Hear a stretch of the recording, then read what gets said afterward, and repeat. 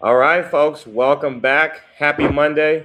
And you are back into the Trell Count. Of course, it's your boy, the Handsome Heel, the official uncle of the IWC Trail, broadcasting to you guys live tonight on YouTube, here live from LA. And of course, I got my boy, Derek Showtime. What's up, baby? How you feeling out there in ATL, man? What's going on? What's going on? Nothing but a good holiday weekend, some fun, some sun, sort of, and just chilling. Just chilling, just chilling. Man, look, man, this way, man, look, I had a blessed weekend, bro. It was straight. I mean, I would say for a holiday weekend, I had Friday and Monday off. You feel me? So uh, Right, I went out there to Venice Beach out here in Cali, man. I had a good time checking out, getting some, it's like since I came out here to Cali, because I haven't been out here long, bro. So it's like, it's like I live here, but like I'm a tourist. I'm like a permanent tourist, how I feel. It's like a vacation all the time for me. I'm exploring all the places I haven't been yet. So got a couple souvenirs for myself, I guess, if you want to say, and then obviously for the family. So my stepmom, she like collects these little well, no, like shot, well, not little, but these little like shot glasses, right? But like she likes right. to have like shot glasses from different places around the world. So every time I go somewhere, I get her one. So I thought about it. So I got her a couple of those cool shot glasses, Venice Beach. So I'm gonna ship those out there to Atlanta, where she's at, actually, where you at, where you at. So I'm gonna ship it out I know there. somebody like that too who loves shot glasses. I know Yeah, somebody and I like got that some for too. myself too. So it was cool, man. So I went out there. I definitely will be back. Obviously, I gotta go train at the famous Venice Beach gym out there, the outdoor gym. And then obviously lots of space to do like cardio, like go like on nice walks or whatever. Stuff that I enjoy doing. So definitely will be back. But it was a good time. I spent a few hours out there, got some food, good stuff going on there. And then the next day, shout out to Rodeo Pro Wrestling, man. I had a ball out there with those guys. Out there watching my boy Showtime Mortal do his thing. He was kicking ass and taking names, doing his thing out there. So shout out to Karma, a few talent that I met when I was out there. Another guy, I didn't get his Instagram. I gotta get another guy. Like, he's real well built. I mean, this guy's got a crazy physique. His name is Epic. I gotta get his Instagram though. A couple of Instagrams got away from me that I gotta get. But I'm gonna be back at their next show. They operate out of Bakersfield. And again, that's Rodeo Pro Wrestling. They got another show coming up July 11th. I'm going to be at that show. Hopefully, we can get Showtime Morto on the pod here. I already talked to him. So he told me it's up to me when he comes on. So I'm going to try to schedule him and get him on here. Exclusive interview with him. He's going to be able to tell you a lot more than I can about the promotion, the history, what they got coming up. But he's a really cool guy, an amazing talent. No doubt he's going to be main event one day. So shout out to my boy Showtime Mortal for sure. And then the next night, I got out there to Republic of Lucha, another promotion. Got to see Brian Cage, Nick Nemeth, his brother Ryan Nemeth. It was a great show. Karma also was on that show doing her thing. Got to watch her 2 nights in a row. She's also an amazing talent. Shout out to her. So it was a great weekend for me, man. Just a lot of wrestling. And then today I was just really kind of burnt out. So I didn't really do much. I didn't It do much, happens. man. I didn't do much because that first trip to Rodeo Pro, I'm in downtown LA, so that was like a 2-hour drive for me, back and forth, which is whatever. But then I got back like late that night, and then to jump right back. The next show was only like 10 minutes away, but still, a lot of stuff. A lot of being up and being awake and watching wrestling. And then the night after, well, no, after I came back from the Lucha, the next night, I went home and watched another 3 or 4 hours of wrestling. I watched AEW's Double or Nothing, which we're going to get into that here in just a few. So yeah, man, I was up on that on both nights. So Monday, I was like, today, I'm like, all right, I'm just gonna sleep in, hang out. That's what I did. So it was good. And of course, I watched Raw. So that was pretty much my holiday weekend. And I'm back to work tomorrow. It's probably gonna fly by fast. So before you know it, because with us, with holiday, coming off holiday weekends, obviously we're in the office from like what, Tuesday to Friday. So, and honestly, on Friday, nobody works. I mean, we show up, but nobody really shows up. You get what I'm saying? So you look talking about like a solid 3 days of work coming up. So you can't beat that. So yeah, that was pretty much it for me. Did you go anywhere this weekend or? Oh, just spent time with the fam, today actually, and just kind of just chill for the most part, for the most part. Sound good, man. Solid, man. Solid. You can't beat it, man. It's okay to be a Oh, homebody. nah, I nah. think really I need to sit my ass down sometimes too, because I'm everywhere all the time. I try not to It get overbook like myself. that. I wasn't gonna go anywhere on Sunday, but then I was like, oh, I don't want to miss the show. Then Brian Cage on the show, and I was like, you know what? It's only 10 minutes away. I'm gonna go. So, but it was good. It was really good. Made some new friends. That's always good. So yeah, man. So like, let's check it out. Look. Once again, thank you everybody for joining us here on YouTube Live. Obviously on Spotify or wherever you may get your podcast from. Thank you for supporting us, checking us out, and we're gonna get right up into it. And obviously, I think the first thing we want to open up with, I think you said you had something for me to tell me though. You said you wanted to open up with something. What was that? Yeah. So last week when we talked about Ronda Rousey and that MMA deal with Netflix, I came across something on X/Twitter, and it had me laughing, and I couldn't believe it. A celebrity MMA event occurred Saturday evening in Vegas with ex-NBA players and an R&B superstar, so to speak. And there is a clip going on. Yes. Oh yeah, that's going viral anyway because he got knocked out. But that was a real fight. I don't know what he was thinking or if he needed the money or what. That was just crazy. He got knocked out by who was he fighting? Who was it again? Oh God, I don't even know, but I saw the name on the clip, but yeah, I didn't know who it was. I saw the video, but he got knocked out pretty bad. I don't know, man. Like, yeah, I don't know because so my thing about Ray J originally. I think there was something going around. I don't keep up with him that much, but I know before, like he was going around saying that he only had so many months to live, or he was having like health issues, and then the next thing you know, he's in the ring. So I don't even understand. If that's true, or how that works, or how he even got cleared to get in there. Or unless he was just making up stuff for attention. But yeah, I don't know. What you're thinking. You said what? He took some practice sessions apparently from Rampage Jackson and his son, who you might remember got into it with a legit wrestler and cold cocked him. So I don't know how well that training went, but if you see the video, and it gets worse. You got Michael Beasley, Lance Stevenson, ex-NBA players going at it for this thing. Now, Michael Beasley, though, I'll tell you one thing. Michael Beasley, he's a scrapper, though. Like, Michael Beasley can fight, though. Like, because I was watching his interview on the Shannon Sharp podcast, and Michael Beasley can fight. Like, legit, that's all he did growing up was fight. He was saying, like, now he's more calm or whatever, but he's a scrapper, like, from the streets. Like, so Michael Beasley, I'd be interested to watch a Michael Beasley fight. So, and last but not least, even those who remember Johnny Manziel, that disgraceful. Yeah, Johnny Manziel had a fight in this thing too. But wait a minute, when was this? Like, I didn't see this advertised anywhere. This was Saturday night, and it's website called. Oh, so it was the same time as the Ronda Rousey thing. No, this was this past Saturday. Actually, this happened this past Saturday. I don't know. Maybe I didn't. It wasn't advertised. At least to me, it wasn't. I didn't hear anything about it or see any type of social media about it, or maybe I missed it or whatever. But I don't know.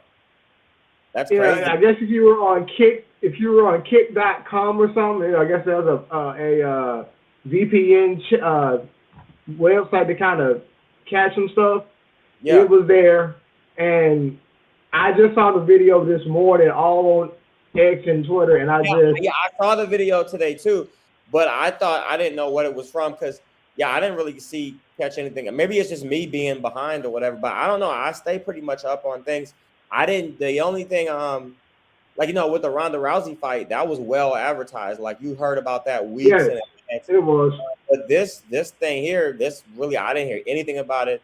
The first time I knew about it was when they showed the clip of Ray J getting knocked out, which was crazy. Cold cock. He was getting cooked on social media, man. Yeah, but that's crazy, man. But yeah, hey, it is what it is, man. But I'm sure everybody involved got their money out of it. But that's crazy, though. But no.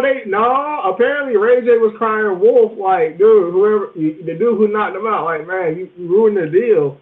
Well, apparently, they cooked him for the way he got knocked out, but still. oh, so it was one of those deals. Yeah. Well, it is what it is, man. It is what it is. All right, let's see what else we got, man. So yeah, like I said, obviously we just finished up with another episode of Raw going into this was the go home show going into Clash in Italy, which is coming up this Sunday. That's going down, and obviously we opened up with Paul Heyman come out, talking big trash, big noise. Obviously, we know last week Brock Lesnar shocked everybody and popped back up and attacked Obafemi. This week, Paul Heyman comes out by himself and pretty much like, hey, you know what?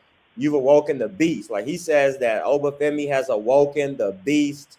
Like I'm thinking, he's saying that Obafemi has awoken like, the old school version, the animalistic, version that was dormant of Brock Lesnar for years. Now, before Paul Heyman could even finish his promo, here comes Obafemi, because we know Oba not going to sit in the back and let that fly. So then Oba comes out, hits the strut, does his thing, gets in there, and in his back pocket, he's got the contract. So he rolls up in Paul Heyman's face, and we know classic Paul Heyman, once he gets caught in the corner, now he's looking all like, hey, whatever. But Oba's like, look, yeah. But Oba's like, hey, look, he's got Heyman in the corner like a scared puppy dog. But but Oba's like, hey, I'm not gonna hurt you. I'm here to send a message, and it's crazy. So Oba pulls out the contract, unfolds it on the Paul Heyman's chest, and uses Paul Heyman's chest in Paul Heyman's pin out of his suit as takes Paul Heyman's pin out of his shirt pocket and uses Paul Heyman's chest as a table, as a clipboard to sign, basically signs the contract using Paul Heyman's chest and shoves the contract in his chest and says, now you tell, you're out here saying that, I awoken the beast. Well, you don't know what he's awoken in me, is what Obafemi says. He's like, after 4 F5s, you don't know what, Brock Lesnar is awoken in me. So that was a gold promo, and it's just, Obafemi's so good on the mic so early on, and just knows. I don't know if it's so much good on the mic; it's just the presence, and just knows. It's hard to explain. There's kind of a time and place for everything with promos, and he's got it down naturally, right? The way he comes out there, the way he did everything. It's the small details, like a lot of us fans, like myself. It's small details and promos, and he hit it on the head tonight with what he did. That just got me even more excited for this match. And, of course, we saw a vignette with Brock Lesnar. I think it was either before or after. Brock Lesnar is coming on there saying, yeah. He was like, yeah, I did retire. You beat my ass so bad, I had to get up out of there.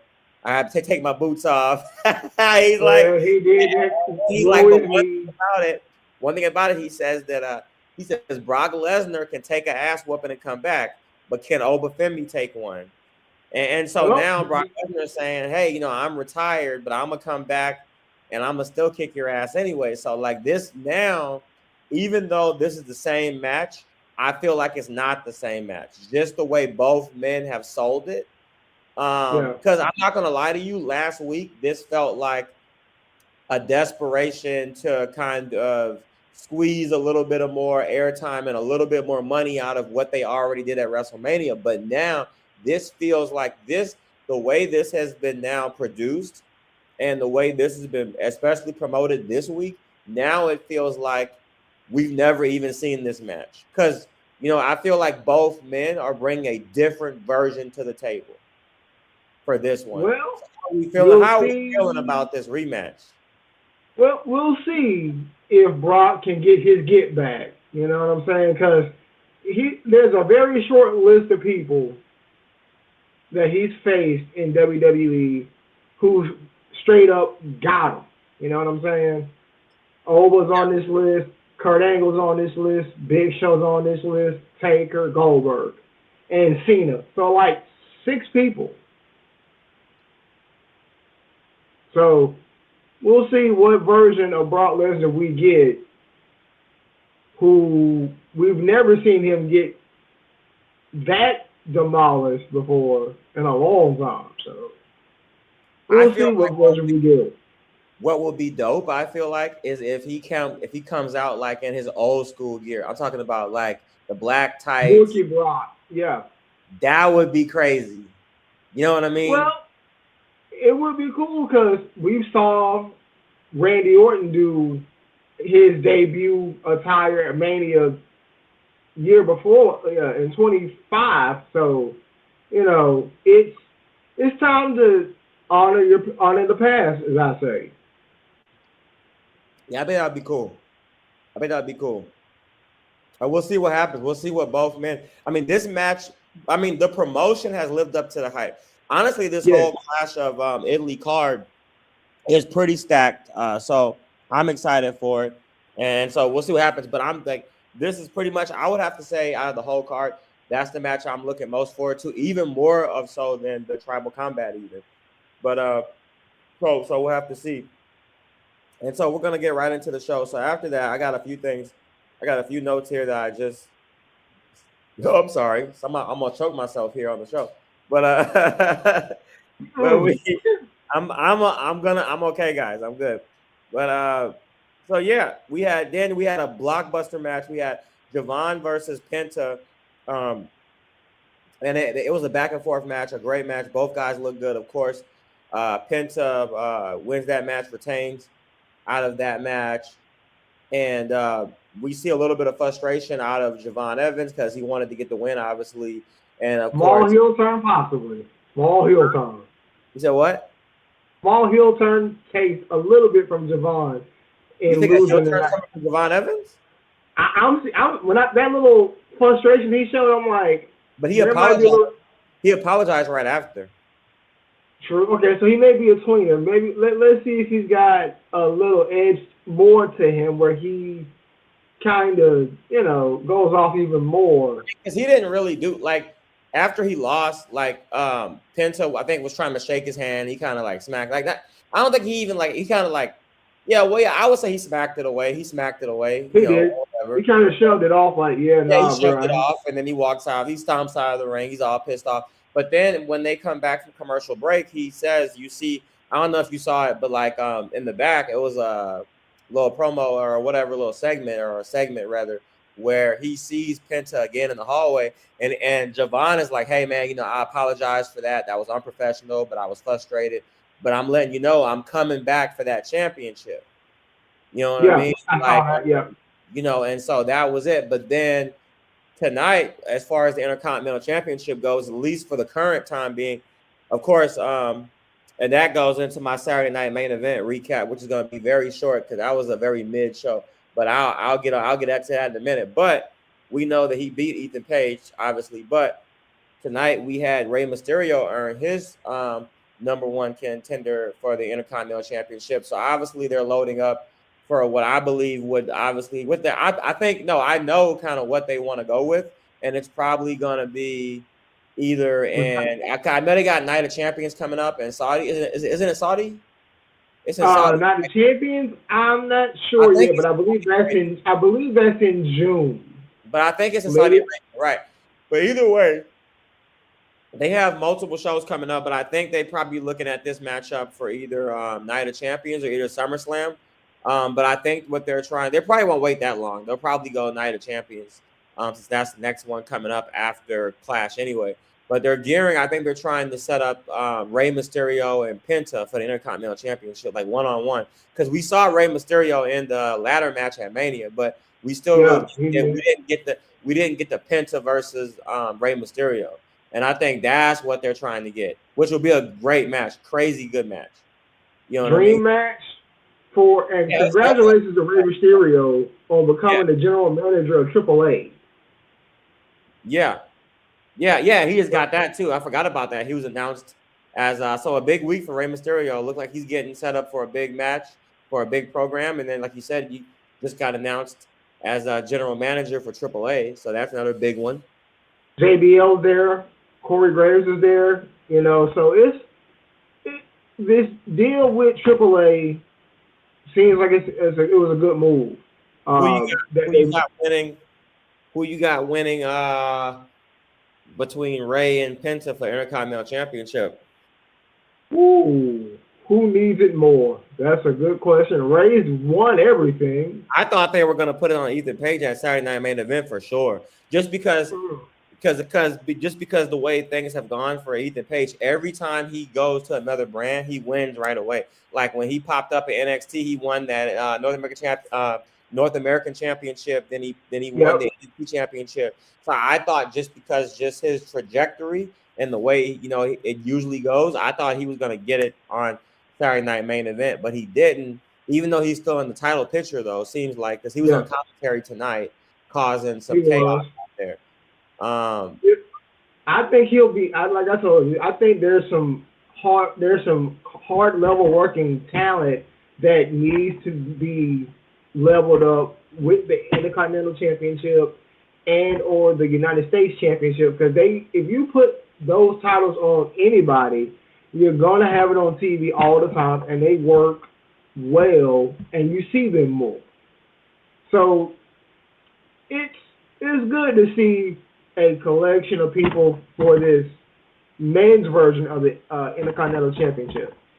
Can we get it for the ladies' crop of titles now? Well, I mean, you already have the program with Becky Lynch and Sol Ruka. Yeah. Well, that might be in jeopardy, though. I think because she has a rematch at Clash, right? I think she does. Sol Ruka's going to win at Clash. Well, that might be in jeopardy because she got hurt. When was this? I want to say she got hurt, and it's undisclosed from Saturday Night Main Event. It was reported tonight or on TV that Logan Paul got hurt, and then on social media. We're gonna get to that too, because that's getting ridiculous for the Vision. That's getting really ridiculous. We're gonna get to that too. It's cursed. I don't know. Danhausen doing something. Yeah, he got the curse of Cleveland Cavaliers. Shame on you, Danhausen. What is wrong with you? Yeah, dude. I mean, hey, what's this? Have the Knicks already won? Yeah, they just swept Cleveland tonight. Oh yeah, that game came on.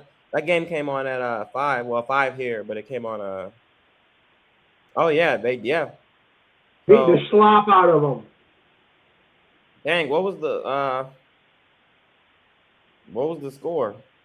Like 130 to 93. 130 to 93. Yep, they're going to the finals.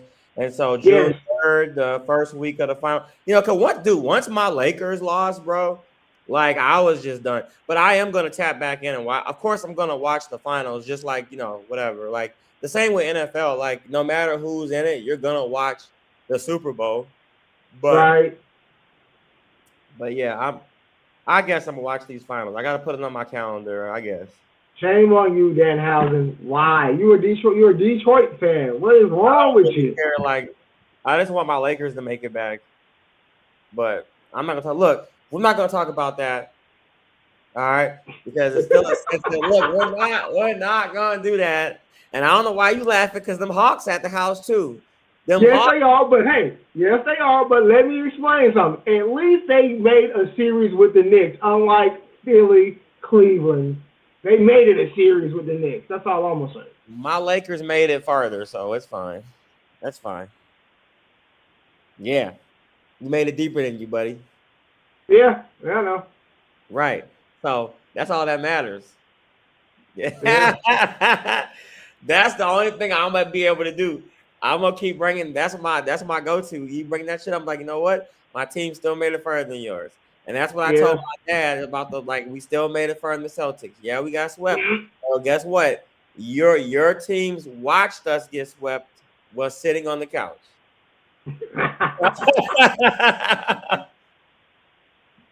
All right, you watched us get swept on the couch. We was still playing, and you was at home, and you was talking about an off-season plan, talking about vacation. Cancun. Cancun. Right. So I don't want to hear it. But hey, man, shout out to the Knicks, though. And shout out to Danhausen.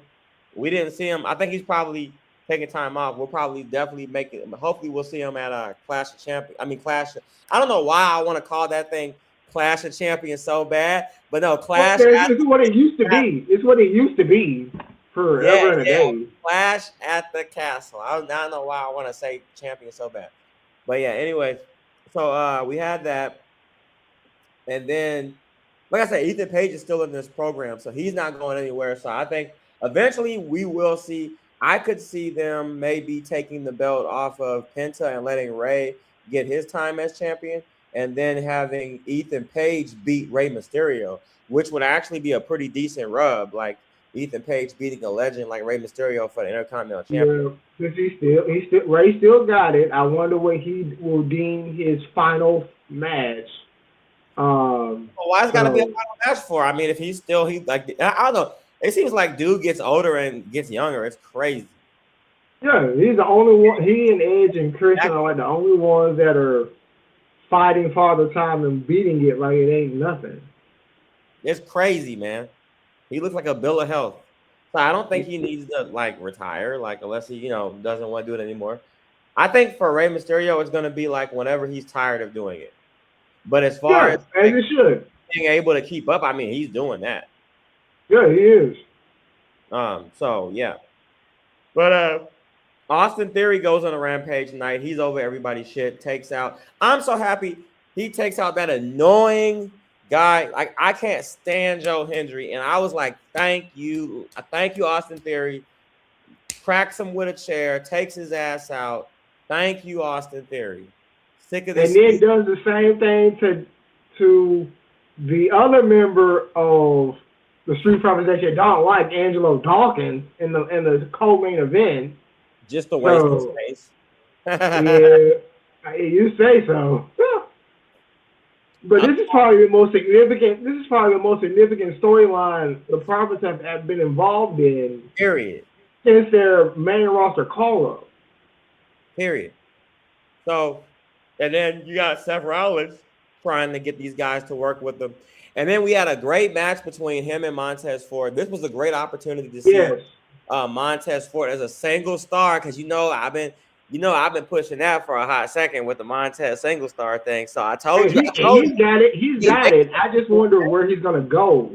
Doing this, but they had been doing this for Montez Ford for a while. Even I think because wasn't he injured for a while, something like that, or whatever?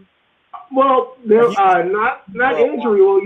Well, he took time off with the pregnancy for Bianca and all that good stuff. Oh, well, he was off for a while, but before he left, like they were already kind of testing the waters to see, how he would work as far as like in the singles scene, like putting him against different people in the main event or like co-main event. So he looked really good tonight against Seth Rollins.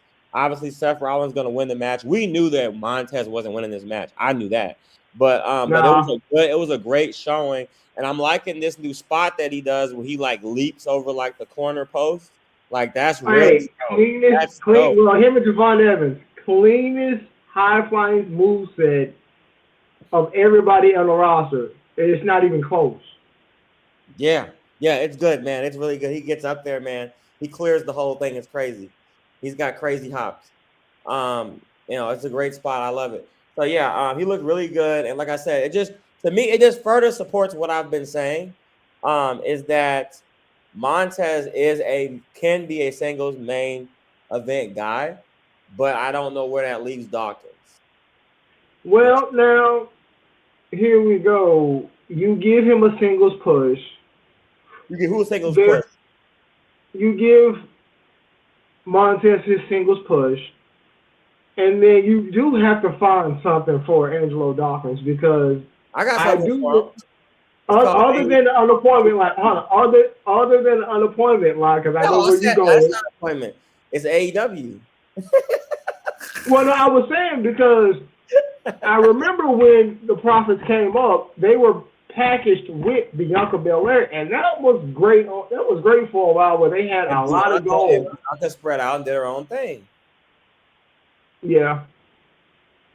right? Bianca, like now, obviously in real life, it's made public. Like we know that Bianca's married to Montez and they're having a baby, whatever. We know that. We've known that. But storyline wise, they don't connect her at all to the Profits. Like she's been doing her own thing, like as a singles. She has become a megastar, like a main event, like superstar. She's been a world champion already. She's done all Yep. that. And why and how did this happen? You said it yourself. When she came in, she was packaged with who? The Street Profits. What happened? She got separated from the Street Profits. What happened after that? She won a world title in a main event. So, wait a minute. What sounds familiar? So, who's tied up in the Street Profits? Montez. Who has potential? Montez. What would happen if Montez broke away? He'd be in the main event and a world champion. Holy shit. Look at that. And so once again, I don't want to pull a chalkboard out for you. So you make X and O's, but where I get it. See, I get it. You will do everything you can in the conversation to protect Dawkins, but there is no protecting him. The elephant in the room is D'Angelo Dawkins. Now, what I do believe to be possible is that that's where they want to go, but then because of the close bond and friendship of Dawkins and Montez, I think it's being made clear by Montez, who obviously would have more say so in this, is that him and Dawkins are a package deal. Right. They're a package deal. Like, I don't think that he's going to allow them to say, hey, okay, you're going to be a singles guy and we're just going to kick out Dawkins. You see what I'm saying? Right. And so obviously now, first of all, nobody's going to tell TKO what to do. However, if you're popular enough, if you're valuable enough, you do got some pull. And obviously they don't want to lose Montez just because of a disagreement over Dawkins. You know what I mean? Right. So if they did do a split and he does go to AEW, what would his gimmick or what would his thing be? I don't know, and I don't care. I'd just be happy that he'd be away from Montez and letting Montez be a superstar that he is. But I don't think that will ever happen because of the fact I think that I feel like they tolerate Dawkins because they have to keep Montez around. Yeah, tolerate. They put up with him. Yeah, they know he probably ain't got no talent, but yeah, they putting up with him. No, I'm not gonna say the guy doesn't have talent. Now you said that, okay? Because that's what I'm thinking. I want everybody on Spotify that can't see us to understand that I did not say that. Derek said that. So don't y'all come for me because that's what's gonna happen. No. They're gonna hear the episode and be like, "Oh, Trell said he got no talent." No, I didn't say that. Derek said he had no talent. That is Derek. I can post his page link to the chat for you guys, so you guys can go harass. Well, yeah, I did say it. Yeah, I did say it. Maybe I'm right. Maybe I'm wrong. We'll never know. I don't want them coming after me. No, I did not say that. Okay. We know who the Shawn Michaels is of this storyline, and we know who the Marty Jannetty is. Come on.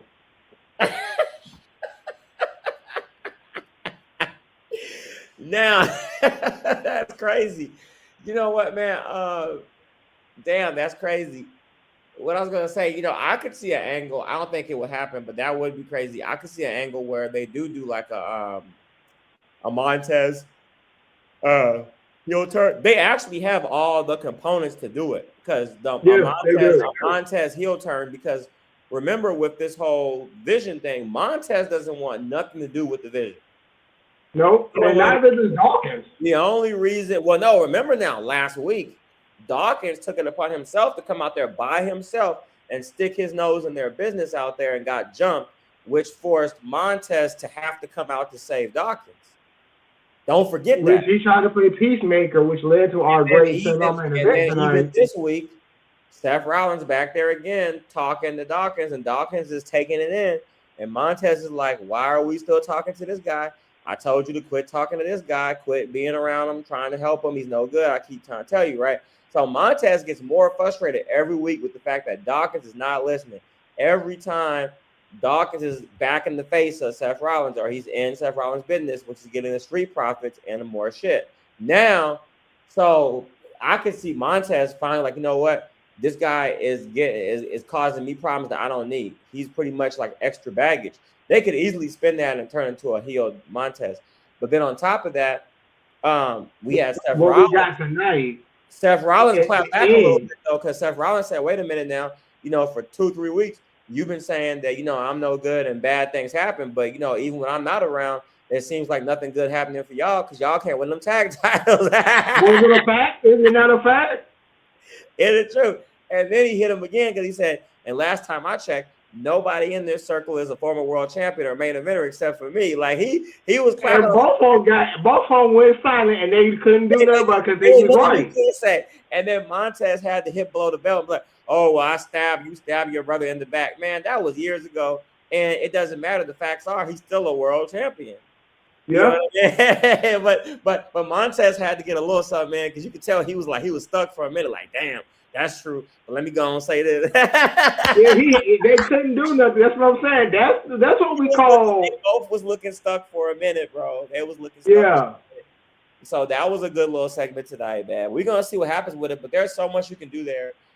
Very interesting to see where the Street Profits in this whole vision. But yeah, with this injury though, man. So I didn't even know that Logan Paul was hurt until tonight. They did announce that match last night, or Saturday night, or right? Yeah, it was Saturday night main event during a dive that Montez did, and I think Braun came out and took a bullet, and Logan got hurt, torn tricep. So he'll be out for a good minute. Oh my goodness! So now, but they did well. At least they got. So I don't know what's going on with these injuries in the division. So okay, you already had, but then Oswald, at least Bron Breakker just came back. Right. So you're trying to find out who's going to be able to defend the titles with Austin Theory. What you mean, Bron? I'm saying you got Bron Breakker, or you got Bronson Reed whenever he gets cleared. If he's Bronson Reed, I ain't back. Well, I don't know. I saw some stuff on the social media where he's back in the gym. He posted a picture. He's looking pretty good. He posted a picture, but that doesn't mean he's cleared though. Okay. Well, he's getting back to it. He's getting back to training and all that good stuff. So right. We'll see. But that's like rehab stuff. But I mean, I don't know where he's at with it. But you know what I mean? Right. So yeah, but I mean, even though, I mean, that's all you have because Austin Theory and Bron Breakker. Because even though obviously you would want to see Bron Breakker in a larger capacity. Yes. Because he's not really a tag team guy. I mean, he can be, but it's not like follow your uncle and your pops as a tag team specialist just for the moment. Don't let that be your legacy. Because you ain't got no choice. Yeah. Because who else is gonna help Austin Theory unless you're waiting? But again, as you said, we don't know the timeline on the Bronson Reed return. We don't know. Right. So that could be soon. So maybe they're like, hey, we're not going to worry about it until Bronson comes back, and then we'll do it that way. And then tonight you had Seth Rollins, who, asked for a match, another match, a third match at this point against Bron Breakker. Right.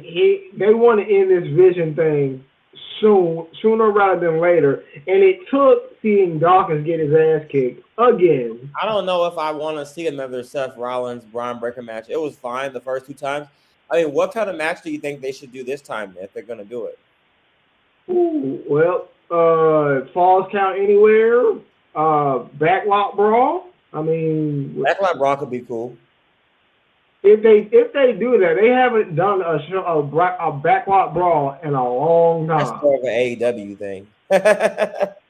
AEW would do one like on a heartbeat. AEW would do one like on Dynamite. Hey, free publicity. There you go. Yeah, but I could see for these guys, I could see like the Falls Count Anywhere, or maybe, but probably not. I was gonna say a Hell in a Cell, but But I think honestly, I feel like look, Hey, look, I'm kind of tired, guys. I'm sorry. I'm on here yawning on you guys. I apologize, but It's anyways, been a what I was long saying is, weekend, dog. hey, it was a very long weekend, bro. But I'm fighting through it. But look, no, what I was saying, I feel like this feud has reached that level to where it could be a Hell in a Cell match. You know what I mean? Well, I say let the dog eat and see if he can dethrone Seth Rollins as top dog. I say why not? I guess. I don't know. If they're gonna do it again, I just want to. I mean, not to say the first two matches weren't interesting because they were. It's just that like now you're on the third segment of the same match, so you got to give me something else. Like you said, I guess Falls Count Anywhere would work, but that also leaves the table open for shenanigans because now it's Falls Count Anywhere, anything goes. Obviously, now you're going to get involvement from the Vision. You know, you're going to get involvement from the Vision. Uh, Paul Heyman, whoever else. Yeah. You know what I mean? uh, and then speaking of that, man, you don't know what could happen because then tonight we saw Maxine Dupree continues to like I don't even know what this whole thing with her and the Vision like is. Like I told you, like I told you, the interview that they did the last time Logan was on Raw TV, she was seen leaving with him. They're trying to give her a new direction because they really didn't get the response that they wanted with her getting the IC title from Becky Lynch. So obviously something happened, and they said, "Well, you want to separate you from Alpha Academy. We want to try you out, giving you a title run." It was a good feel moment. Now it's like, okay, now what? I feel like We're she was back in. as Intercontinental Champion, but they just didn't do anything else with it. They could have put her with Soul maybe. I could see that. And like I said, Soul has an injury that's undisclosed according to social media. So obviously something's going on with her, and it could put Clash in jeopardy this weekend coming up. It could. I don't know, but we'll see. I gotta look into that Soul injury. But yeah, I mean, so I could see maybe some Maxine Dupree interference in a match like a Seth Rollins and a Braun Breaker, like something that nobody saw coming or cause it. If that's what's gonna happen, if that's how she's gonna introduce herself as a heel and being a part of the Vision, I feel like right now they could use anything right now with all these injuries. Like, yeah, you haven't had that permanent Paul Heyman girl. You've had Becky Lynch in the Yeah, you initial. never had a Paul Heyman girl. I mean, I'm saying you've had Becky Lynch in the beginning of it, but like, Nah, in Becky this was just current. as like helping out like her husband type thing. That was never like a I don't count that. Okay, so you now have a chance with this current version of the Vision to give yourself a Paul Heyman girl, and why not Maxine Dupree? She needs an edge. But like I like Maxine. Obviously she's super hot and she's super talented. But I would say as far as the Paul Heyman girl, I mean, because when you think about Paul Heyman guys, right? You think about like dominant forces like your Brock Lesnar's, like that. Um, Right. and granted, even though Paul has managed other people who weren't like is like like CM Punk. Like CM Punk is not like a big super crazy guy, but he's still like a good wrestler. But for the most part, you think like dominant, right? So I'm looking at maybe like somebody like Jordan Grace. I think would be cool, but it's not. It's probably not going to happen. But I'm just saying, like if I was to pick a Paul Heyman girl, I would go Jordan Grace. She has that look, like you know what I mean, to where she could be a big, strong heel female in the division, taking everybody out. Like you know what I mean? Well, she was seen back on TV doing a segment with in the background with Meechin and with B-Fab and Jay Cargill. So obviously, whatever she's cooking, we might need to pay attention to that on SmackDown. Oh, see, I didn't catch that. So maybe because I know Rhea Ripley's going after the belt again, right? On She is. She no, is. I'm sorry, Jade's going after the belt again at Clash in Italy, right? Yeah, she is. So I could, yeah. So you might, I didn't catch that. So maybe like, what you think it's some Jordan Grace interference? I don't know. Like I said, there's some. Every time I catch something on social after we watch SmackDown or Raw or whatever, they always point out who might be in the background, cooking up something or just trying to, get shown back on TV. I think we got who was it? Chelsea Green coming back this past week as well. So Oh yeah, I saw that segment with her and Blake Monroe. right, And and that's when we saw Jordan Grace back on back as well too in that part as well. So supposedly they're thinking about maybe teaming Chelsea with Tiffany Stratton at some point. possibly, Because possibly. Piper has like this chronic illness thing or something. That's crazy. She did have a heart issue that she did get taken care of while she was also nursing a elbow injury, I think. So that's why she's like been out for a minute. Something. So yeah. They said this one is like career threatening. Oh well, yeah. If it's career threatening, it's either you got to hang it up or you got to get ready to slow it down. One of the two. I don't know. It could be like whatever. But that's what they were saying. But hopefully not. Hopefully she can make it back. Piper Niven is pretty cool. Yeah, we'll see what happens there. And then moving on, man. So we had the Roman Reigns and Jacob Fatu. This was a pretty solid promo. You had Jacob Fatu coming out there. He wasn't about no games, man. He cleared the table up out of that thing. Started throwing chairs, man. I thought he was gonna start throwing people after a while, man. You know what I mean? But then of course Roman come out there now. We knew the stipulation was that once Roman signed the contract, that Jacob couldn't touch him. So you have Adam Pearce, sticking his nose and shit as usual. So Adam Pearce is like, hey man, you sure you don't want me to stay out here with the security? And Roman's like, look, I don't need nobody out here. He can't touch me on till Clash. We signed the contract. I want everybody out. So they leave. And then they're talking. And then pretty much we already know, just to remind everybody of these ramifications that we are facing going into this Sunday pending the result of the tribal combat. Only the third tribal combat match to ever happen in the history of the business.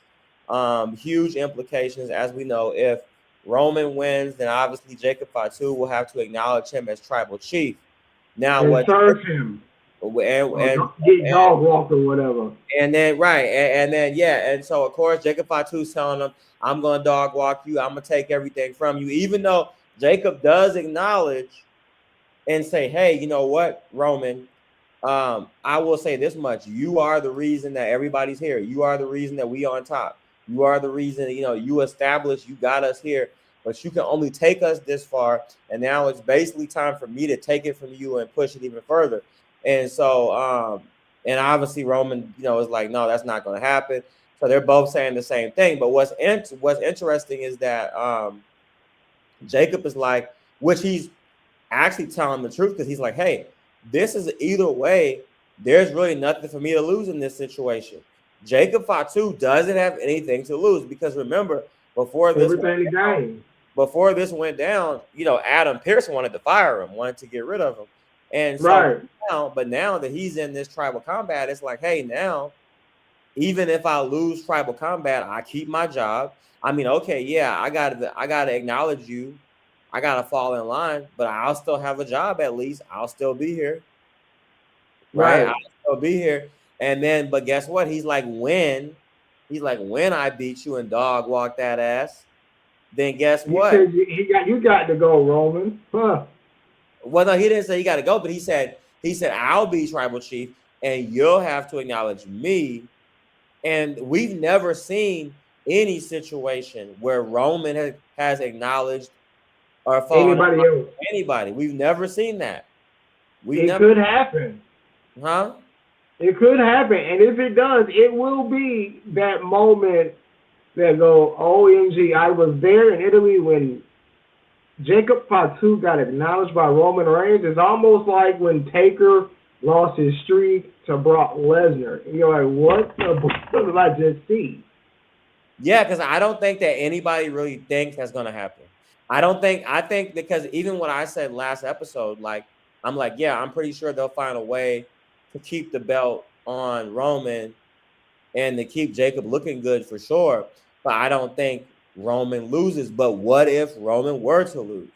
I don't Well, think there you go. It's a what if. that anybody's ready for that. I think right now we're all looking at this like, oh yeah, obviously we know that this could happen, but we in our minds it's a very low, almost non-existent. It's almost like an alternate fantasy timeline. None of us really believe that it'll happen. And even as we sit here and talk about it being a possibility, even we Right. don't believe it's going to happen until it happens Sunday. It would have to actually happen. I feel like this would be, like you said, a monumental moment in pro wrestling. Right. If And this, even and I don't think people understand how big this is.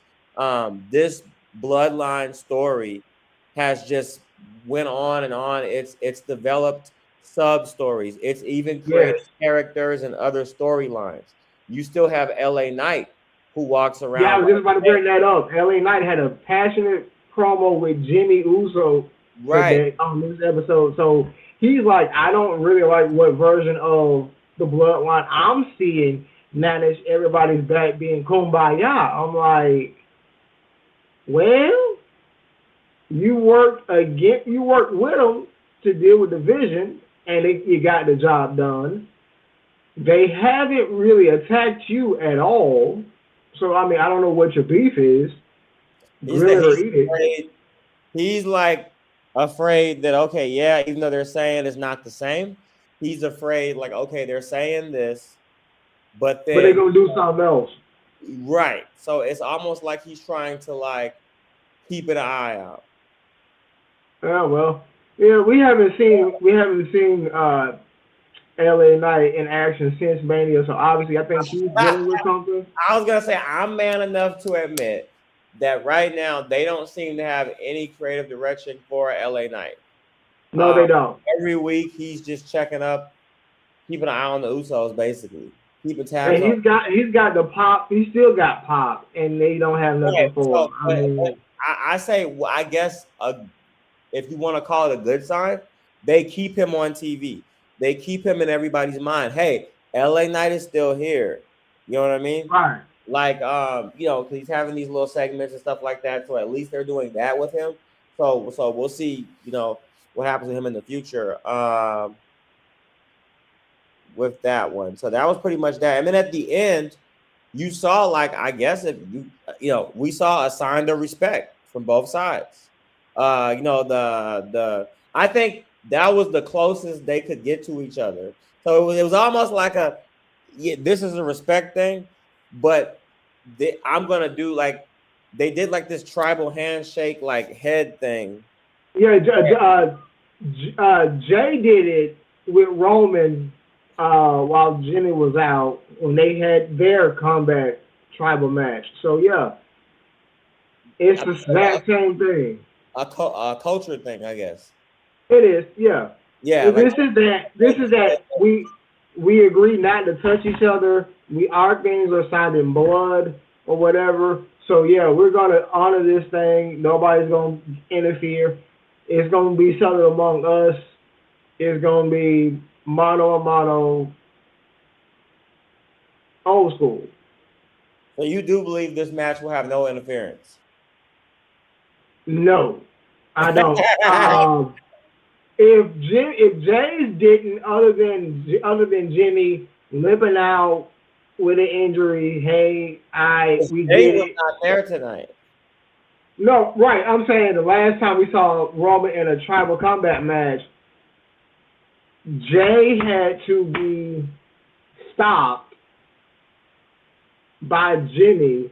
So obviously, we know that probably won't be the ending this time because Jacob is a different dude. Or what if somebody stops it for Jacob? Jacob might spaz out and like, nah. But what if somebody ends it for Jacob and like you said, he loses his shit because like, you know, how you gonna come out here and quit on my behalf and how you gonna do that? You know what I mean? Like I can see that, but I don't know who that would be. Right. No one knows who that'll be. And like I said, Jay wasn't there tonight, so obviously he has something else going on. I feel like And they're trying to keep that's one of those we're gonna keep this person off TV tonight to keep them off your mind. yeah, Because we're gonna pop them up later. right. Just like he allegedly quit and Came back. then That came. was crazy. Yeah. So yeah, we'll see what happens. Interesting stuff. Interesting stuff. Roman Reigns, Jacob Fatu, Tribal Combat, Clash in Italy is going down this Sunday. 2 p.m. Eastern time, 11 a.m. Pacific, LA time, West Coast. Yep, 11 And I a.m. believe it's like 8 o'clock Italy time. So yeah, we all got it all squared away. Yeah, I mean, we already went over Saturday night main event. We know what I'm not gonna go over that. Honestly, that was kind of a disappointing show. I'll be honest, it wasn't that good to me.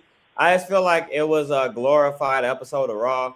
Glorified house show. Yeah, it was like some tag matches on there. Brie Bella, Paige, blah blah. We know the Street Profits match with the Vision. Ethan Page and Penta was really good. Penta wins that match, retains the Intercontinental Championship with Destroyer over Ethan Page in that one. Honestly, I feel like the Ethan Page and Pentagon match should have been the main event. I just feel like it should have been. Because back in the day days, when you had Macho Man coming in as like Intercontinental Champion, it was like Macho Man, Ultimate Warrior for Intercontinental Championship main event. You know what I mean? The Intercontinental belt was like the main event. It was almost like it was because it was the title next to the world title. It was that. It was it. Yeah, that's what I was getting ready to say. I was getting ready to say like it was like the second world title, pretty much, almost. Yeah. But now it's like, okay, throw it in there because I was kind of surprised. I was like, damn, I thought it would be the main event, but whatever. They had like the Vision wasn't the main event, like so whatever. I mean, they're also considered, I guess, to be one of the main storylines. So it's like, okay, like you know what I mean. But still, right. I feel like the Vision match should have started the show, and then Ethan Page and Penta should have ended it because you also want to open your show with a bang too. You know what I mean? Yes, you do. So I think you could have opened it up with the Vision first, and then your co-main event could have been that Brie Bella and Page thing, and then my main event would have been Ethan Page and Pentagon. That's just me. Yeah, that would have been right. No, that sounds about right. And everything else sprinkled in between, but that's just me. I watched it. It wasn't the best. Like honestly, to me, the best one they did so far was the one when they had Cody Rhodes and Kevin Owens and ladder match. John Cena's last match. That was the best one. This one.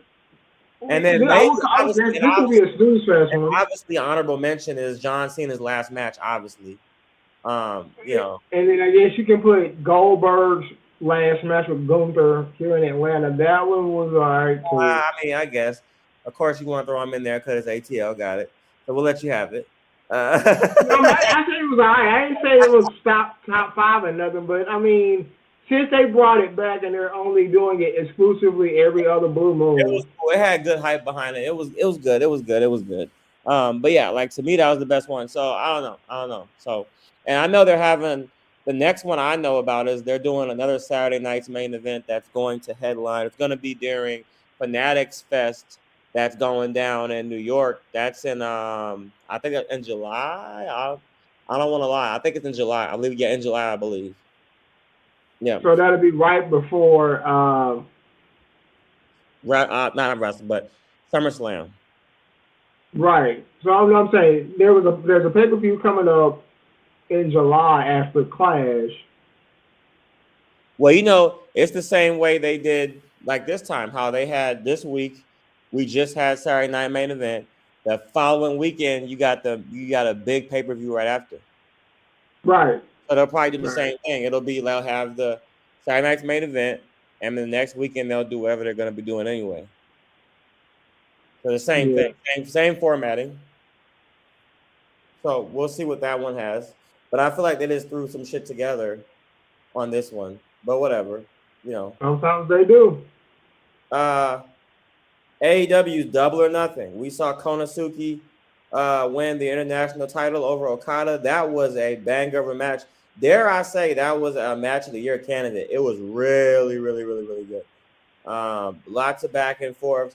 There was one spot where I forgot who it was, but somebody hit their finisher. And I mean, it was late in the match. I think it might have been Konosuke that hit his finisher like late in the match. And when it was like down to like near falls, and then Okada kicks out at 1 and pops right back up. That was crazy. So yeah, really, really cool spots and really good moments in there. Kyle Fletcher returns from injury or wherever he was at, and he turns his back on Konosuke. So Yep. the Don Callis family is starting to break at the seams a little bit. I don't know about that, but it seems like they kicked out Konosuke though, because everybody else. Because what it was after Konosuke won, Okada was upset, so he's getting in his face, and it looked like the rest of the Don Callis family was getting ready to jump Konosuke anyways. But then Kyle Fletcher came out there like he was there to defend Konosuke, so they backed off. But then Kyle Fletcher ends up attacking Konosuke anyways. So it seems like he kicked him out. And then so Dynamite's got Kyle two. Fletcher is back as the leader. It would seem that Kyle Fletcher is the leader of the Don Callis family, basically. You know. So we got two. We've got 2 heel turns or 2 backstabbings to address on Dynamite, which is a 3-hour episode this week. And then you had the Kevin Knight heel turn as well during that Darby Allin match. I saw that coming because I mean his whole attitude has shifted. He's been calling himself the Jet, referring to himself in third person. Honestly, I thought that he was going to attack Speedball Mike Bailey, to be honest.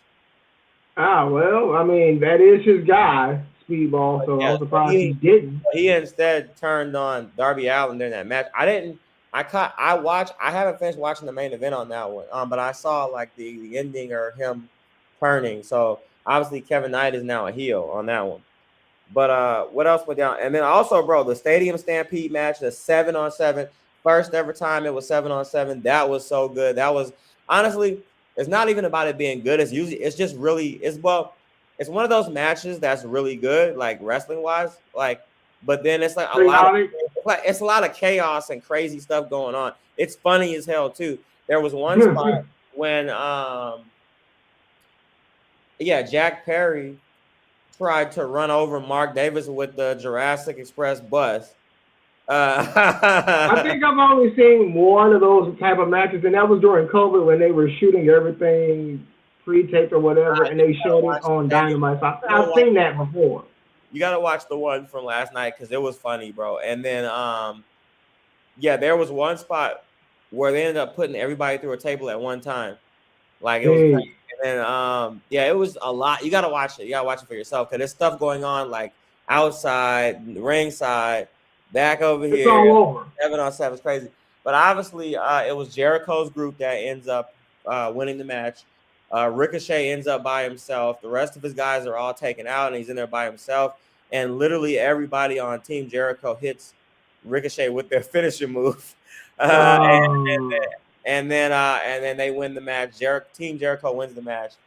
One of the best Stadium Stampede matches I've seen in a while since the COVID one they did. And then obviously you had Darby Allin versus MJF. It was title versus hair. If MJF lost that match, he would get shaved bald. I knew that MJF was not going to lose this match. Obviously he kept his locks full of hair. I knew that MJF wasn't going to shave his head, and just he's not going to do it. So I was like, they're probably going to have Darby lose, and that's what happened. So, and then which led to the Kevin Knight heel turn. But MJF winning. It was of course a classic match. One of the best spots to me was when Darby Allin jumps off the scaffold, like the entrance. He climbs on the top of the freaking. I guess back in the day we used to call it the Titantron or whatever, but he's on the Titantron Double or Nothing logo. Yeah, that's all my old heads back. Yeah, I'm showing my age talking about Titantron. You know what I'm saying? That's my old Jumbotron Titantron, look. He jumped off, he made a moment, and everybody went, damn. Yeah, he went straight Shane McMahon with it. He had MJF on a table. He jumps off this thing all the way down to the table. But yeah, in the end, I have to watch the rest of the match. I didn't finish watching the rest of it. But I know that MJF ended up winning his third AEW World Championship, which as soon as they said it was for the hair, I was like, yeah, he's probably not going to lose that. Unless now what they could have did is they could have had Darby win and maybe like they have like MJF partially shave his head and then like leave for a little while and grow it back or something like that. But maybe they could have did that. They probably could, they could have did that or whatever, and then MJF take time off to grow his hair back. Maybe. But well, I mean, let's see. I know what's gonna happen though. I caught the go home show. So I saw where MJF was getting teased by everybody in the back. Yeah, when they were like taking their hats off, it was like a bunch of ball guys. He was walking. Yeah, and Ricochet was leading stars too. That was funny as hell, bro. That was fun. But I knew, but despite all that, I knew I was like, nah. Either they'll do something like where they have him shave it right there in front of everybody, but then it's like leaves like patches, of hair everywhere.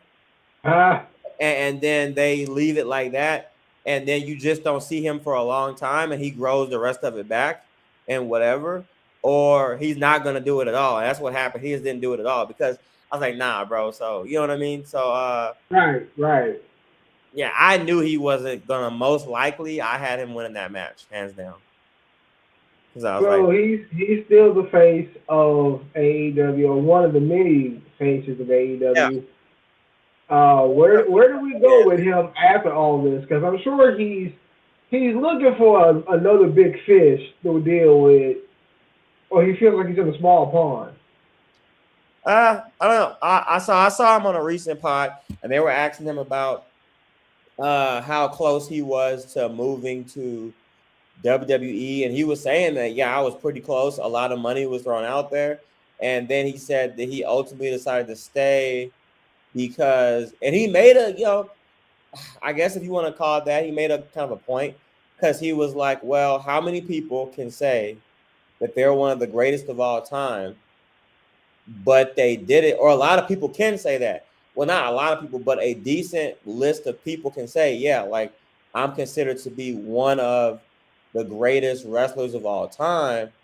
But on that same list, how many can say that without ever having to go to WWE?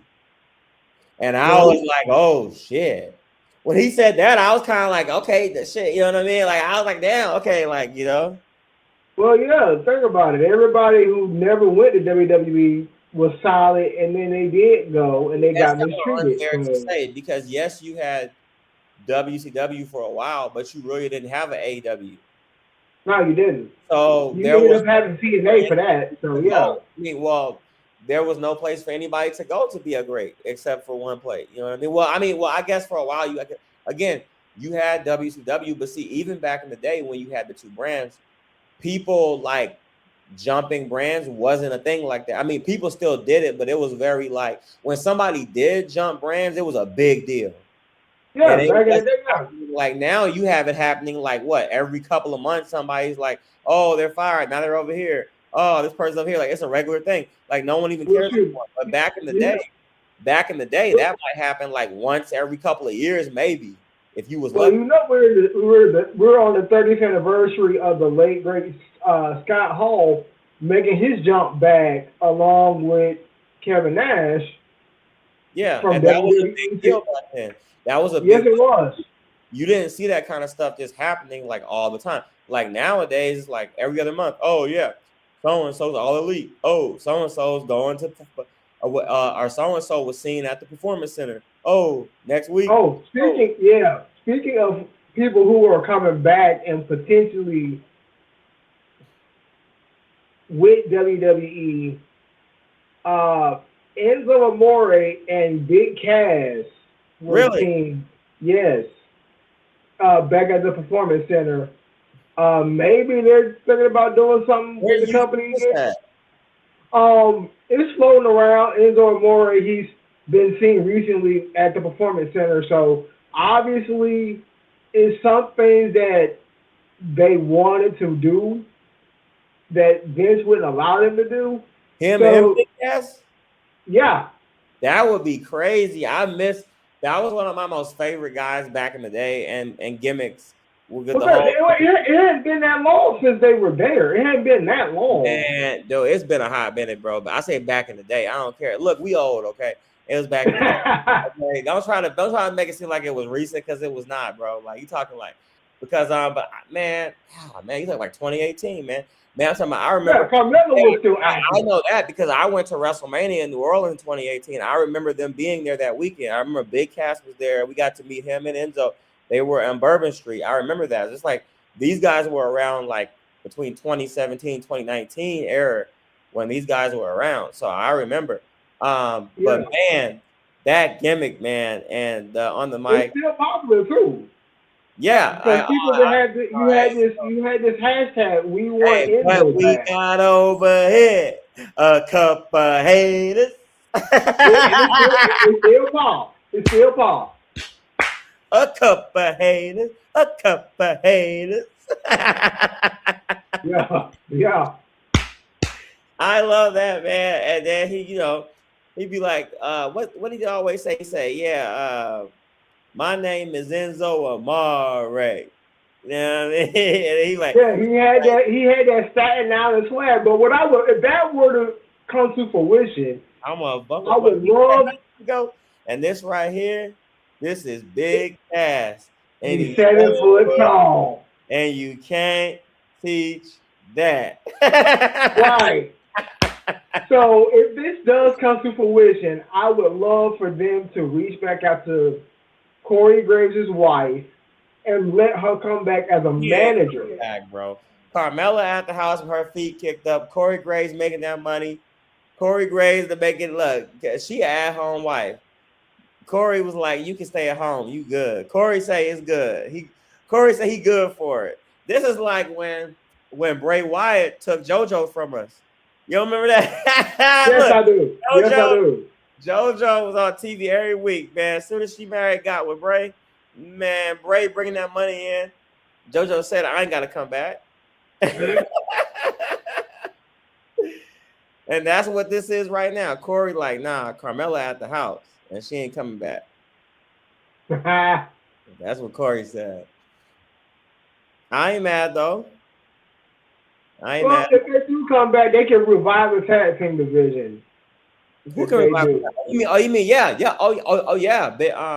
Big Cass and Enzo. Yeah, hell yeah. Yeah.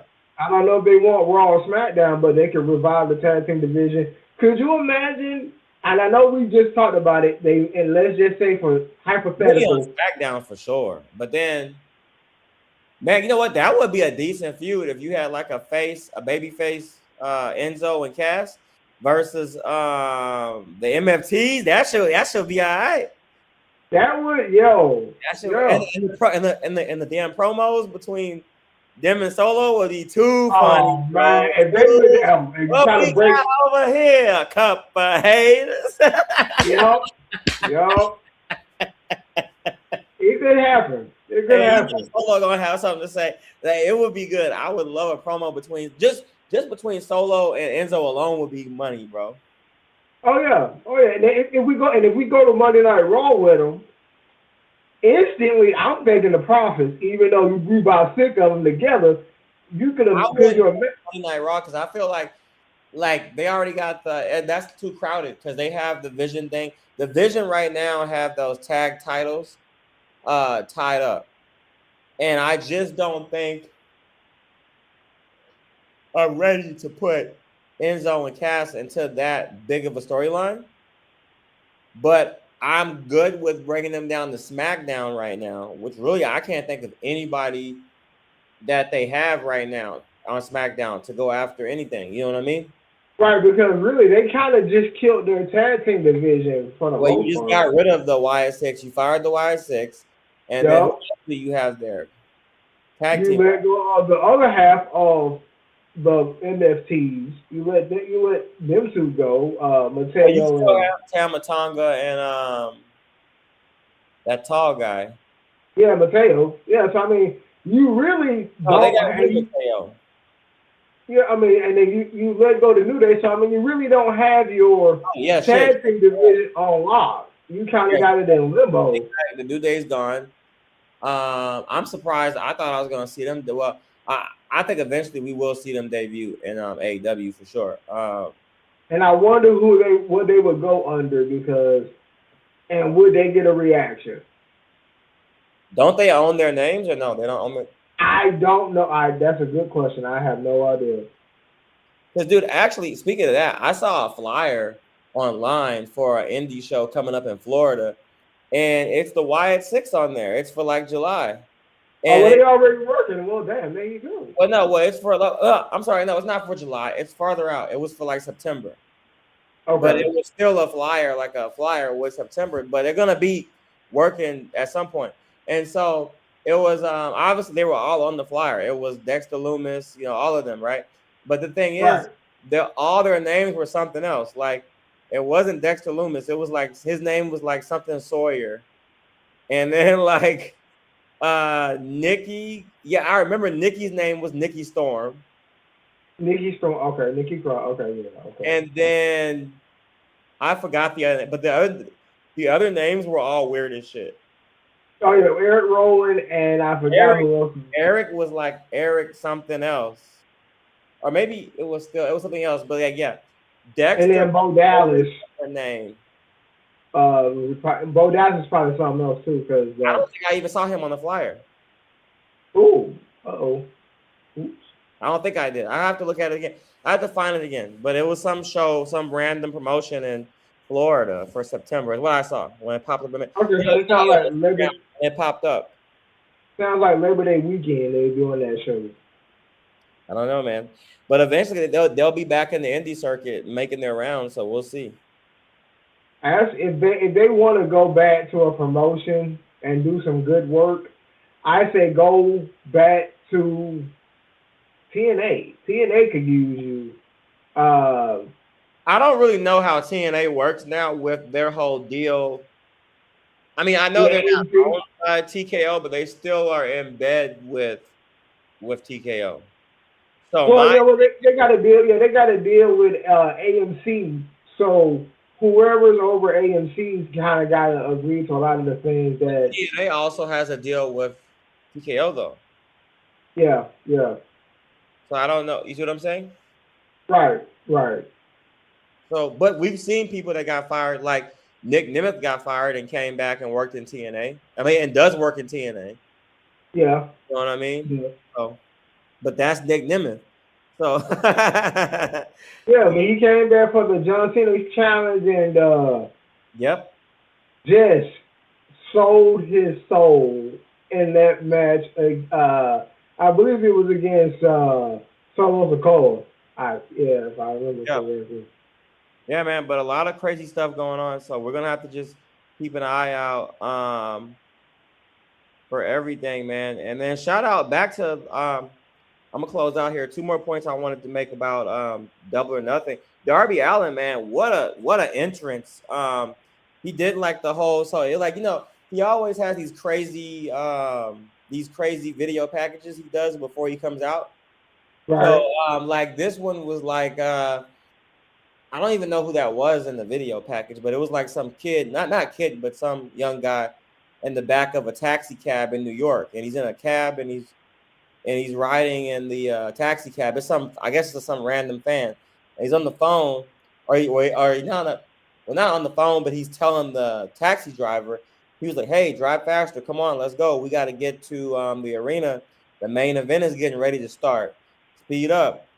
And then the guy speeds up or whatever. Then the camera drops down, and the car rolls. You can see the car wheels rolling over the ground in downtown New York. Then the camera goes down below the street surface, like underground, and it's Darby in the underground tunnels, laying there with a championship draped over him, like just hanging out, like Batman or something, underneath the tunnels. and you can see the shadows of all the cars going under because Darby's in a tunnel, but you can see like the little open grate and tires going over his head, like cars going. And then Darby's like, all right, gets up, and then starts rolling, going, on his skateboard, picks up his skateboard, picks the title up, starts rolling on his skateboard through the tunnel till he gets to this ladder that leads out of the underground tunnel. And you see Darby climbing up the ladder, going back to the street level. Then it cuts to the actual show. And then Darby's music hits and he comes out. Man, that's crazy, bro. Like, it was smooth. You got to watch it, bro, because it's smooth. It looks a lot better than what I'm telling you. Like, you're going to be like, okay, that shit was... It was giving Batman. It was giving Batman vibes, bro. Like Gotham City type shit, bro. Gotham City. Okay, so I was gonna say that sounds a lot like. It sounds a lot like John Cena, what he did with WrestleMania 23.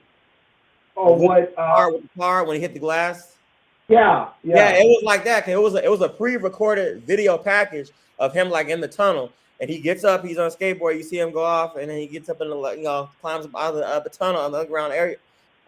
Climbs up the underground area, climbs up the ladder to get back out, and then it cuts and it goes to the show, and then boom, he comes out, his music hits, and the crowd, he gets a crazy pop coming out, but just so much aura about the Darby Allin character.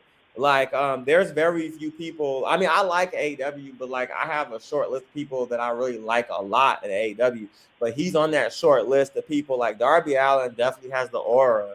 And especially, he's always, and it's crazy because every pay-per-view, he's going to have some kind of crazy, or even every big match, he's going to have some kind of crazy video package before. Like, this is every time. He does it every time. I actually got to meet Darby Allin at the school a couple years ago. Did you? Yeah. And I didn't even realize it till I showed up. They were there doing something with him and Sting and our buddy AR Fox. So okay, that was a moment I was like, yo. So Sting was there too? Yes. Okay, damn, that's dope. That's dope, man. This was 3 years ago. So you talk about a moment that was etched in my memory as a wrestling fan, up close and personal.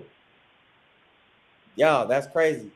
And look at where he's at now, Exactly. Enjoy taste and success as a world champion, Darby Allin. Man, he's doing good things. And I see what you're saying now, like about this indie stuff, because it's really cool to go to these smaller promotions and keep up with these guys, and then you watch them and they get to the main level, and then it's like you get to look back and say, man, I remember I was watching that guy wrestle like in like high school gyms. Or I was watching that guy wrestle and like, you know what I mean? Like, I actually did that for Austin Theory. And after I saw one match of his, he goes to Evolve and then he gets called up to WWE, NXT, the whole bit. And here we are. Now he's working with the Vision. Yeah. It's pretty dope, man. And it's dope watching their journeys or whatever. That's why, like, now I've gotten into doing the independent shows and going to check that stuff out. Speaking of that, I'm going to a Santino's Bros show coming up June the 12th out here in Cali. So all you guys that follow me on Instagram, look for those. I always share my content to the stories and posts and everything. So I've been meaning to do a video package, not a video package, but a little composed reel of my experience at Rodeo Pro. Gonna put together a nice little reel post for those guys. So check that out, because I still haven't I got so many videos from this and content from this weekend that I just have not put out. Some of it I put on my story, but that's like nothing that what's everybody seeing on my story. Just so much more, just a lot to get put together and edit out and everything like that. But definitely looking forward to going to more shows, man, for sure. Like, so I'm seeing what you're saying, like I said, with the whole experience, it really is, it's a different side of wrestling, but it's a really cool side. You know what I mean? It's more impersonable. So, yeah, you get to meet. There's so many talent that I didn't know about that are actually a really big deal, who are like right there on the cusp of making it. Like your Brittany Brooks out there, Like I talked about Karma, a little while ago, and a few other names that I saw on there. People that I've never seen or knew about until I went to the show. Right, right. So yeah, and it just expands your knowledge of wrestling. It expands your scope of wrestling. Things Exactly. like that. You just never know. Some people might see you and think you might be good for a role in the business. So you just never know. You never want to snub an Man, opportunity. they might hire me as a manager, bro. There you go. You know Or what? I me met in the a funny commentator. guy. Anything can happen. There was a guy that was sitting right next to me at the Rodeo Pro Show that ended up. Well, I don't know if he's gonna get a job there, but I know they were talking to him about. I mean, he's got previous experience though, so they were talking to him about being like a commentator. So and it was his first time just popping up to a show. And he was like, yeah, but before that, he was looking for work, to do that kind of stuff. And just by going to the show, it's like networking, whatever you want to do. Like you want to promote yourself in the business, So it's also a real good time, and then you make new friends that you otherwise would have never. I mean, but that's any live show, man. I would say as a frequent live event attendee, I'll say it doesn't matter if it's WWE, TNA, AEW, independent, GCW, Hog, whatever the shows I've been to, you'll get to network and you'll get to meet people. Like I made a lot of friends just by going to live shows, so it's always good. It's like, who am I going to meet this time? You know what I mean? And it's Oh always yeah. like you start some random conversation about the match, and then before you know it, you guys are sitting there sharing experiences, and then now you're exchanging numbers and Instagrams, and now we got to hang out for the next show. Like there's like 9 people that I've already promised that I'm gonna hang out with for the next show. Nah. You know what I mean? So it's crazy. It's crazy. You know what I mean? It brings people together. That's why I love pro wrestling and I love the whole experience. But anyway, man, hey, look, thanks for coming tonight, man, on the show. That's all the time we got. Thank you, everybody, for checking us out here on YouTube Live and Spotify and wherever else you may get your podcasts. We're going to try to start adding another show to our usual lineup. I'm looking to possibly get back sometime this week, maybe Thursday. We have another episode for you guys, but don't hold your breath on it. No, I'm just joking. But but no, Well, I'll try to get it out. What's up, brother? What's up? if it's Thursday that you do this, brother, check out WWE for ATL on YouTube Live on Thursday. They put on a show at their training facility. What's the They name got of a that couple again? Is it a? Is what? WWA 4 ATL. You can just catch them on YouTube. Okay. They've got a weekly show that they do. They put on. It's great. It's free. You can catch them at 8:00. They got a couple events coming up the following weekend, June 5th through the 7th. One in Alpharetta, Georgia. One here on the south side of town, Okay. Hamilton Road. And then another will be at Center Stage Amphitheater here in Atlanta. Okay. For NWA. Center Stage. Okay. So Tyra Stevens, shout out to my buddy right there. He'll be possibly on the card. So huge weekend next weekend here in Atlanta. 3-day shows. Pull up. If I'm there, come say what's up. Oh, I saw you on this podcast. You just never know what I might be willing to do. Yeah, there we go, man. See, that's how I'm a networking. So you heard them, guys. If you're out there in ATL, out there in Georgia, pull up on Derek Showtime. It's the Derek Showtime tour next weekend. It's going down. He's all over the place. You know what I mean? So go check out your boy and let us know how you feeling. And yeah, man, hey, you're gonna be a busy man. So like I said, obviously I'll get back to you guys on my Instagram page. Obviously, once we get our next show hashed out, obviously I'll get that posted for you guys. But until then, thank you guys so much for supporting and checking in with us tonight. Like I said, on YouTube and everywhere else and podcast land. And until next time, make sure you guys stay blessed, stay safe, and we will see you on the other side for the next time. Trell Count, we out of here, baby.